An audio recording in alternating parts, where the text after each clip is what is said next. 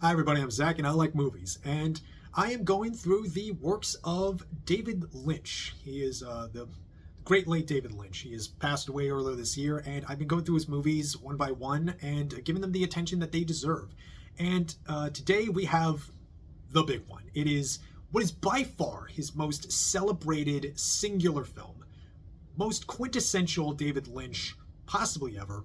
It is his ode to Los Angeles and the Hollywood dream and nightmare, 2001's Mulholland Drive.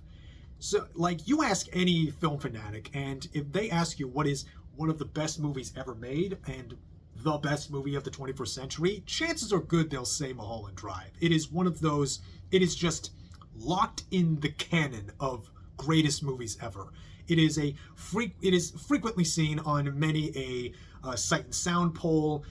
Roger Ebert, who for a long time was a David Lynch doubter, he absolutely adored it. He wrote this great review that I'll link down below, and it has really had such staying power in like I said, in the canon of like film enthusiasts, of watchers. It is just seen as like one of the greatest pieces of what film does and what film can do ever. And it is just so, it's so and it lingers on you with all of its enigmaticness, in its mystery, in its beauty, in its terror, in its fear, in its just unexplainability. It is a movie that it's just so unique unto itself, and it is really seen as really the pinnacle of what David Lynch brings. It's like Mulholland Drive and Twin Peaks of what he does. Actually, speaking of Twin Peaks, it's interesting. Mulholland Drive was actually originally conceived as a television show.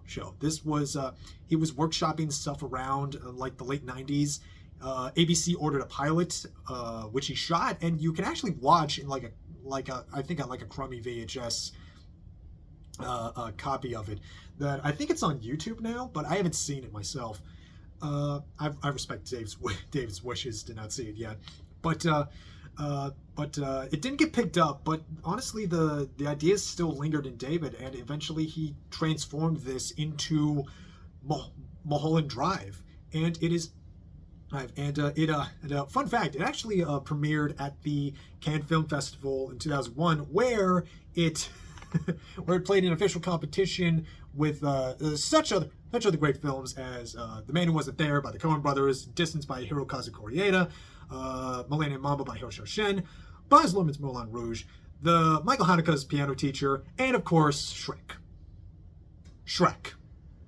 Yeah. But to dig into Mulholland Drive is a bit of like unspooling many threads. It's a movie that's it's one of those great sort of mysterious movies of just like, what does it all mean? Like there are like plenty of like breakdown videos you could watch on YouTube that sort of like give you like a beat by beat of like figuring out what the story all means. It's like I started doing that myself. Like I recorded a video where I like went more or less beat by beat, and I felt like I was rambling because it's a movie that like maybe not makes sense right away. But for me at least, when I first watched this, when I was like 19 or 20, I never really felt I didn't really feel so confused by it. I was entranced into like, okay, where is this gonna go? But there was such a strong, consistent, emotional follow-through in the story that I never really felt, confused. I never felt lost, so to speak. And in an essence, I will give a general essence of what this movie's about. It is about Betty. She is this bright, bubbly, optimistic, aspiring actress, played brilliantly by Naomi Watts. And she arrives in LA, and she really wants, and she can't wait to, she wants to be an actress. And she arrives at this apartment, and in her apartment, when she's visiting her Anne and going for auditions, she meets this woman who was in a car accident on Mulholland Drive, and she has amnesia. She doesn't know who she is, but she goes by Rita. And Betty helps Rita sort of investigate the mystery of like what's going on. There's a general air of mystery of like, yeah, what is happening? What does all of this mean? And there are scenes of them sort of trying to figure out, doing some little investigation, figuring out who she is. In her purse, it's just a bunch of money and a mysterious blue key. A name calls to her, Diane, and they find a body. But also, so in between those scenes, there are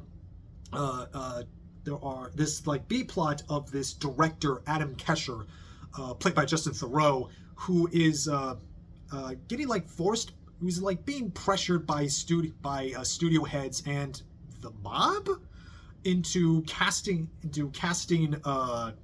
this girl Carmilla Rhodes into his movie, and he's very dead set on it. But his hand is forced. His life is falling apart. He's getting cucked by Billy Ray Cyrus, there's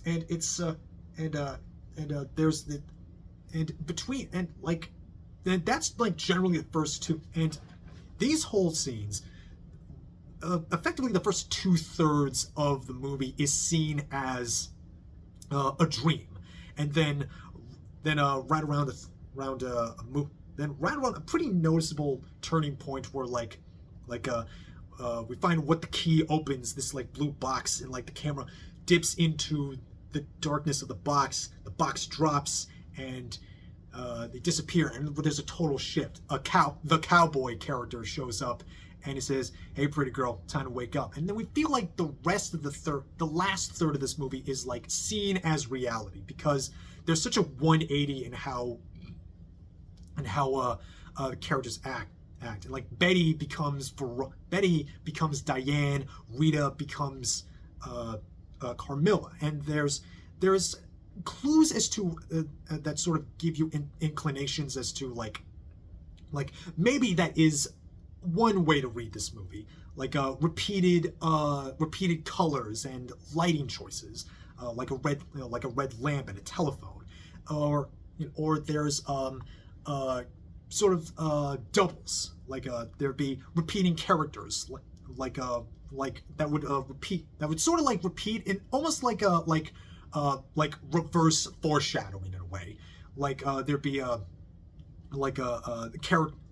one character in the Winky's Diner scene where he's like trying to face this nightmare that terrifies him, is like he would make like appear in like just a cutaway, or it would call, and that sort of calls to mind the Shakespeare quote, "All the world's a stage and all the men and women merely players." It's like you see people in your life like here and there, even names or faces and sort of figures that you see, and it's yours, and you sort of like cast them, sort of like they're sort of lingering in your subconscious, and you cast them as like roles in your dream. And that, I think that is one way to put it, because so much of Mulholland Drive is about both the dream and what it's going for is like the allure and the dream of what Hollywood wishes it, like what we wish Hollywood to be, and those who aspire for that dream want it to be. And then there's like sort of like harsher realities.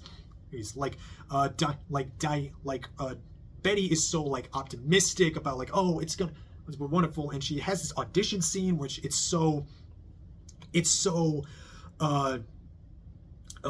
she like absolutely crushes this scene. It's so like personal and evocative, and really just so emotionally like striking.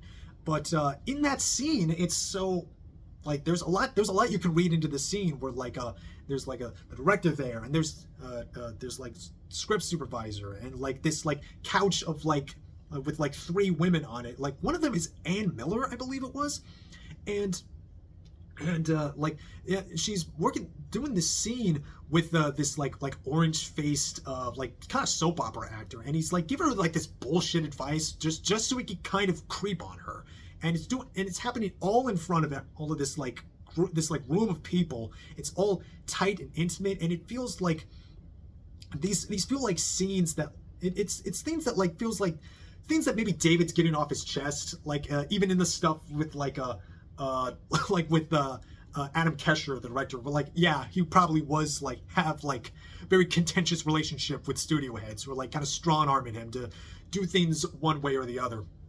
But it's not like he's like it's not so much like Kesher's like a self-insert, because like he's not shown in any like great light in either the dream storyline or the real life storyline. And I'm sort of putting those in like quotes, because I don't think like this is my fourth or fifth time watching it, and I'm not sure it, and I do think it's not necessary. I do think like the first 2/3 it's not like a dream straightforwardly, but it's about a dream. It's about those feelings and desires and allures of the mysteries that we wish for ourselves and for our ambitions in Hollywood. And I think that really just, and I think again, because there's such a sharp turn, and given how like David said that one of his favorite movies is The Wizard of Oz, that there is sort of a wish that there is more to that there is like, again, like it is like, oh, you woke up from the dream, but I feel like even in the reality there's like sort of like odd things about it that I feel so, in the reality section, that feels so just accentuated. Like, yeah, Diane is much more bitter and chewed up and spit out by Hollywood, betrayed by the system, betrayed by her lover, and feels so constantly pitiful and humiliated. But there are still things about it that like read so strangely. Like she's able to hire, like she hires a hitman, I think, but also so there are just so unnerving imagery and scenes that really stick out, like moments that feel so like right near the end are so viscerally terrifying, like, and in a way that I can't make sense of it. Like, what are those old people? Like it's demented. It reads as like this deep demonic horror buried inside that like can't really be made sense of. It only be expressed in this like just shocking, in your face, just overwhelming cacophonous noise of fear. And then man, it's many scenes in Mulholland Drive are like that. They're just so, it runs the gamut of emotions of just like suspense, like the Winky's Diner scene.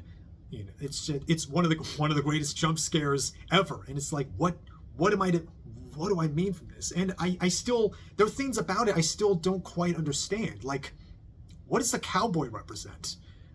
Is he to represent anything at all? It feels like maybe he could be like in like a sort of a symbol of like older Hollywood, sort of still strong arming newer talent, but I think even beyond just like trying to understand things, I think just feeling them, the emotions that so many of Mulholland Drive evokes is so beautiful, is like just so, it lingers with me.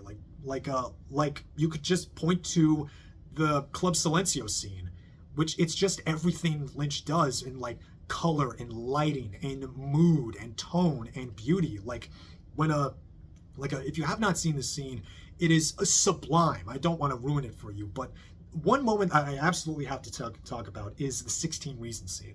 And it's a scene where Adam is shooting on a backlot, some movie he's working on. It's like this kind, I get the impression it's like some American Graffiti 50s doo-wop throwback, where he's like filming this group singing the song 16 Reasons by Connie Stevens.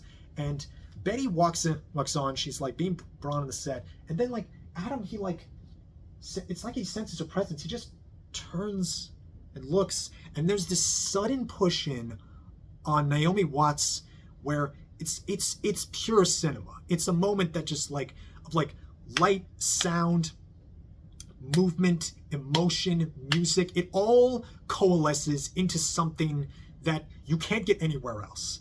And that sort of just feeling that just sticks and hovers over me is what I think of when I think of Mulholland Drive. It's just so, it's beautiful, it's odd, it is mysterious, and it stays.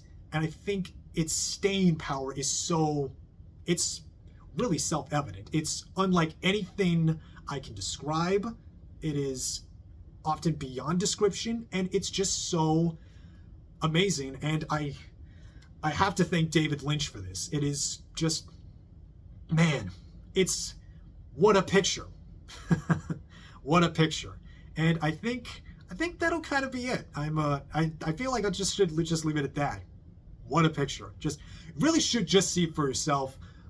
Come to your own conclusions. And that's really what David's always been about, with his like movies being so demanding, so dependent on dream logic. It's how you feel and what you take of things, just, and which is just as important. And also, yeah, get the Blu-ray. It's really, really good. The transfer's beautiful. And that'll be it for now. I'm Zach. I like movies. I got a lot more movies to watch. Still got to go through Twin Peaks. I haven't made to the return yet. Hopefully, if I crunch, I'll be able to reach Firewalk with Me before Halloween. But hey, that's my project. And that'll be it for me. Take care.